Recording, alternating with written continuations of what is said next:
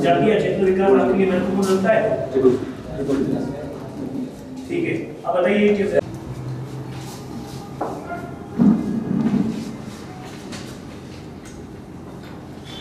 हमारे माननीय लोकसभा क्षेत्र में आपका मोस्ट वेलकम। हम सभी उम्मीद है कि आप लोग हमारा विजन पूरा करने में सक्षम है। बाकी हम सभी को परखा है हमने, और हमें नहीं लगता कि वो लोग हमारी बात नहीं करते, उनको फ्री कर ले से बात थोड़ा कार्यालय आवास सारा व्यवस्था हो रही है, आवास हो गया, आवास हो गया, वो और कार्यालय आपका इसी हाईवे पे ले रहे हैं ताकि लोगों से बाकी बाड़मेर जैसलमेर प्रेस कॉन्फ्रेंस करने का जो सबसे इम्पोर्टेंट मुद्दा था वो था कि मैंने बाड़मेर जैसलमेर लोकसभा सीट से अपनी दावेदारी तय कर दी है। मैं बाड़मेर जैसलमेर से चुनाव लड़ रहा हूँ। दूसरा जो इम्पोर्टेंट चीज़ मैंने बताई वो 8 अप्रैल मेरा जन्मदिन है। उस दिन मैं यहाँ से अपना नामांकन दाखिल करूँगा जो है। और जो 11 सूत्री मेरा विजन है, मेरा जो विचार है, विजन है, जिसमें सबसे इम्पोर्टेंट है न जाति न धर्म न क्षेत्र, देश सर्वोपरि। देश के लिए, देश सर्वोपरि के लिए जो भावना हमारे अंदर है, हमारे जहन में है, वो कहीं ना कहीं उसको मैं बड़े लेवल पर करना चाहता हूँ। और विशेषकर सरहदी क्षेत्र के इस संसदीय क्षेत्र में इसकी बहुत संभावना है। इसमें बहुत कुछ किया जाना है, विशेषकर महिलाओं बच्चियों के लिए बहुत कुछ किया जाना है। विशेषकर हम कहें तो यहाँ पे युवाओं के लिए बहुत कुछ किया जाना है। यहाँ के सांस्कृतिक धरोहरों के लिए बहुत कुछ किया जाना है। यहाँ पे भ्रष्टाचार और अपराध के लिए बहुत कुछ हमको यहाँ किया जाना है। इन सारे बिंदुओं को लेकर मैं इस संसदीय क्षेत्र में अपनी भूमिका का नई पारी में शुरुआत करने जा रहा हूँ। देखिए, जो 7 लोकसभा सीटों में से, जैसा मैंने पहले अनाउंस किया था कि किसी एक लोकसभा सीट, तो आज मैं वो निर्णय पर पहुँचा हूँ। जैसा कि मैं पिछले लगातार महीने भर से जो हमारी भ्रमण और कह लीजिए लोगों से संवाद होता रहा, लगातार मिलन, उसमें ये कह सकता हूँ कि चूँकि मैं एसपी जैसलमेर रहा हूँ जो है, और एसपी जैसलमेर रहने के नाते मैं इस एरिया को बहुत अच्छे से मैंने देखा है, समझा है। और चूँकि मेरा पहला डिस्ट्रिक्ट रहा है तो कहीं ना कहीं एक भावना, एक आत्मीयता मेरी इस क्षेत्र से जुड़ी है जो है।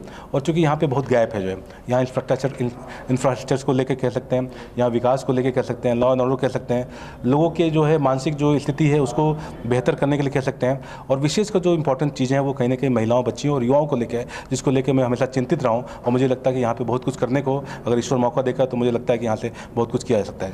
देखिए, यहाँ पे एसपी के रूप में भूमिका निभाते हुए एक चीज़, हिस्ट्री शीटर बहुत छोटी एक कार्रवाई होती है जो, और उस कार्रवाई करने में पंकज चौधरी ने ना तो किसी दबाव को देखा, ना तो किसी प्रेशर को देखा। उन्होंने सिर्फ इतना देखा कि एक संवैधानिक मूल्यों की पालना करनी है, कानून की पालना करनी है, और राजस्थान पुलिस का जो स्लोगन है आम जन में विश्वास अपराधियों में, उसको चरितार्थ करना है। उस चीज़ को मैंने किया। और जो सबसे बड़ी इंपॉर्टेंट चीज़ है कि अगर पंकज चौधरी और देश के बीच में कोई आएगा तो कहीं ना कहीं पंकज चौधरी उसके लिए सामने खड़ा पाएगा। और उस घटना के बाद क्या चीज़ें निकल के आई, क्या उसका समीकरण बने, क्या रिपोर्टिंग हुई, लोगों ने क्या प्रेज्यूम किया, मैं उन चीज़ों पर नहीं जाना चाहता। लेकिन इतना जरूर कर सकता हूँ कि शायद उस घटना ने मुझे बहुत कुछ समझने को, सीखने का मौका दिया। और शायद यही कारण है कि आज इतने समय के बाद मैं इसी क्षेत्र से मैं दोबारा जो एक दूसरी पारी के रूप में सामने आ रहा हूँ। जो सांसद बनने के बाद हमारे लिए सिर्फ एक विंग हमारे लिए इंपॉर्टेंट नहीं होती। हमारे लिए जैसे भ्रष्टाचार है, अपराध है, हमारे लिए महिलाओं की स्थिति है, बच्चियों की स्थिति है, युवाओं की स्थिति है, यहाँ के लोगों की जो भावनाएं हैं, यहाँ के लोगों का जो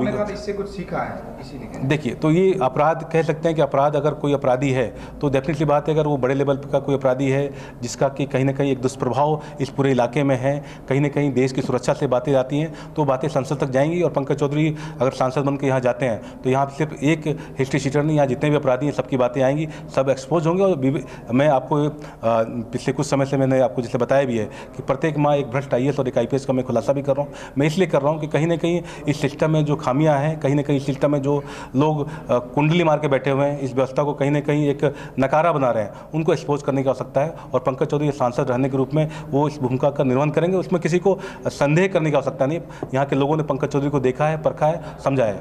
देखिए, फॉर्म नामांकन मैं 8 अप्रैल को करूँगा, और जनता के बीच में किसी में बहुत लावाजमे के साथ नहीं जा रहा हूँ, बहुत बड़े संसाधनों के साथ नहीं जा रहा हूँ, ट्रेडिशनल पॉलिटिक्स की तरफ मैं नहीं जा रहा हूँ। मेरा सिर्फ इतने काम है कि मैं महीने भर लोगों के बीच में जाके सिर्फ मैं राम राम करूँ, उनको मैं अपना चेहरा दिखाऊँ, उनको बताऊँ पंकज चौधरी एक अधिकारी, पुलिस अधिकारी था, आज आपके बीच में एक समाज सेवक रूप में आना चाहता है, आपकी समझ पे विश्वास करता है, आपकी भावनाओं पे विश्वास करता है। जी सर, नॉमिनेशन आप 8 तारीख को भरेंगे, तो सर कोई दल से बातचीत चल रही है? देखिए, बातचीत तो सभी दलों से चल रही है, सभी लोग टच में हैं। ऐसा नहीं कि पंकज चौधरी को किसी व्यक्ति विशेष या किसी पार्टी विशेष नाराजगी है। हमारे लिए बीजेपी, हमारे लिए कांग्रेस, रालोपा, समाजवादी पार्टी, जितनी भी पार्टियां हैं, बसपा, सभी हमारे लिए ये संवैधानिक मूल्यों को बनाने इस राजनीतिक परिपेक्ष में एक बड़ी पार्टियां जो है।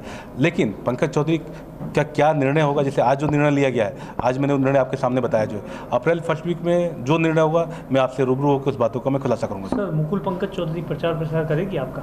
देखिए, मुकुल जी विधानसभा में अपना चुनाव उन्होंने फाइट किया, उन्होंने, उनकी अपनी एक सोच है, उनकी विचारधारा है, उनका व्यक्तिगत निर्णय है, वो करना चाहें बहुत अच्छी सी बात है। क्योंकि किसी भी लड़ाई के लिए, किसी भी जंग के लिए परिवार का साथ होना जरूरी है, समाज का साथ होना जरूरी है, आप मीडिया बंधुओं का साथ होना जरूरी है, और मुझे लगता है कि सभी का सहयोग मुझे मिलेगा। नहीं, देखिए, कयास बहुत से लगाए जा सकते हैं जो है। पंकज चौधरी यहाँ पे आए हैं तो कयास बहुत सी चीज़ें लग सकती हैं जो है, लेकिन मैं इतना कहूँगा कि आने वाले समय में इंतजार कीजिए, और कहीं ना कहीं देश के लिए जो सोचने की जो बात है वो उसके लिए हम आगे बढ़ेंगे और एक मुहिम के रूप में आगे बढ़ेंगे जो। क्योंकि मैंने पहले कहा कि मेरी जन्मभूमि यूपी रही है, बनारस रही है जो है। अब चूँकि मैं अपना कर्मभूमि मेरी राजस्थान हो गई है, और राजस्थान को मैं बहुत करीब से देख रहा हूँ, और बहुत कुछ यहाँ करने को जो है, बहुत गैप्स है। मतलब जैसे साउथ के कई स्टेट्स की बात करें तो अगर हम उनसे कंपेयर करते हैं तो मुझे लगता है कि हम विशेषकर जो मेरा मुद्दा है महिलाओं की, बच्चियों की, युवाओं की, तो मुझे लगता है कि बहुत गैप है, इसमें बहुत कुछ किया जाना चाहिए, और मुझे लगता है कि एक प्रयास से चीज़ें अच्छी होंगी यहाँ।